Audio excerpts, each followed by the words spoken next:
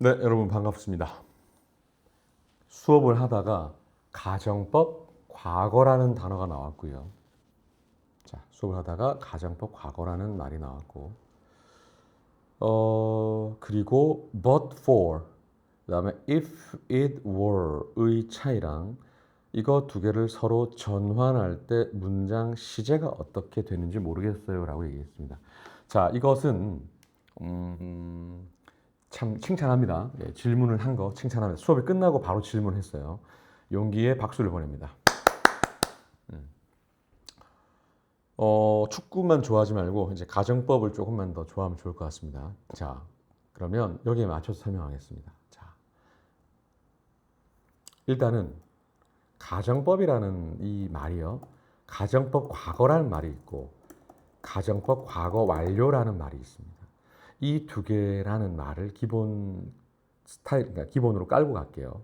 자, 가정법 과거라는 말은요, 현재 사실에 반대되는 내용을 말할 때 쓰는 문법입니다.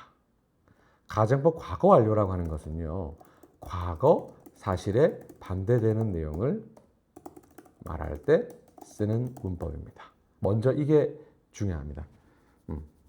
자, 그리고 어제 내가 설명했던 부분들은 사실 다른 부분이다 보니까 이걸 기본적인 거 이거 설명하고 갈게요. 자, 가정법 과거는요.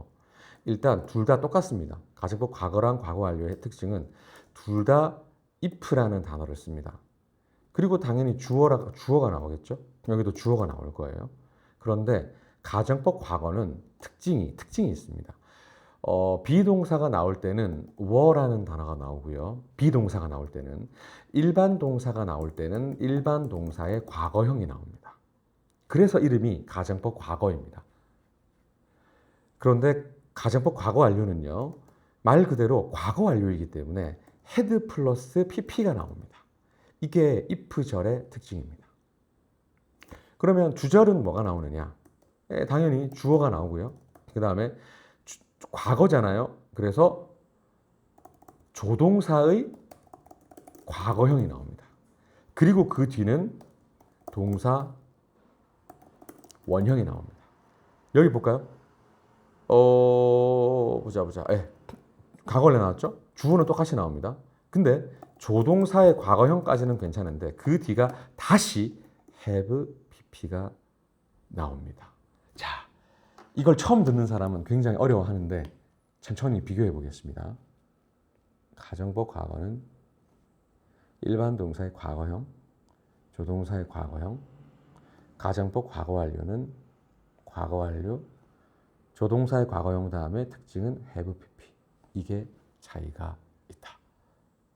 자, 그러면 한국말로 설명을 추가해 보겠습니다. 자, 보세요. 만약 내가 너라면 나는 그것을 살 것이다. 다음, 만약 내가 너였다면 나는 그것을 샀을 것이다. 자, 한국말의 차이는 너라면, 너였다면, 살 것, 샀을 것. 맞지? 시제가 다르단 말이야. 그러니까 너라면이라는 이 말은 현재니까 어떻게 쓰겠어? 자, 내가 설명하기 전에 강의를 멈추고 가세요. 다른 사람들도 마찬가지예요. 멈추고 가세요. 자, 멈추고 본인이 쓰고 확인하세요. 그리고 틀렸다면 유튜브 댓글에 틀렸습니다라고 쓰세요. 이름까지 써주면 더 좋아요. If I were you, I would buy it. If I had been you, I would have bought it. 자, 이렇게 됩니다. 아이들이 힘들어하는 파트가 여기입니다. 여기. had been, would have bought. 여기 어려워합니다. 네. 자, 그런데 어제 무슨 얘기를 했냐면 이런 말을 했어요. but for라는 말을 했어요. but for는요. 무엇이 없다면이라는 뜻이고요. 이 단어는 이거랑 같은데 이런 거예요. 보세요. But for air. 공기가 없다면 we would die. 우리는 죽을 것이다. 자, 근데 이렇게 쓸 수 있어요. But for air, we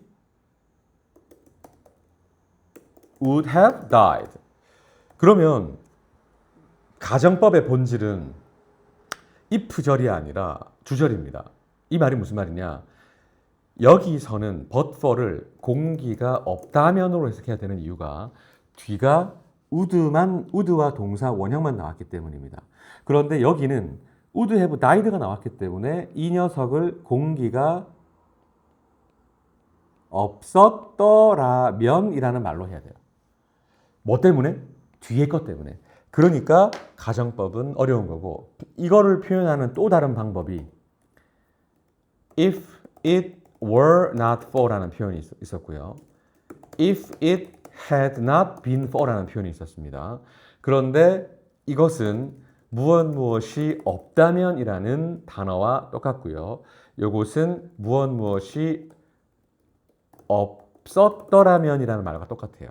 그런데 다시 if를 지우면 이거를 were it not for로 바꿀 수 있다고 얘기했고요.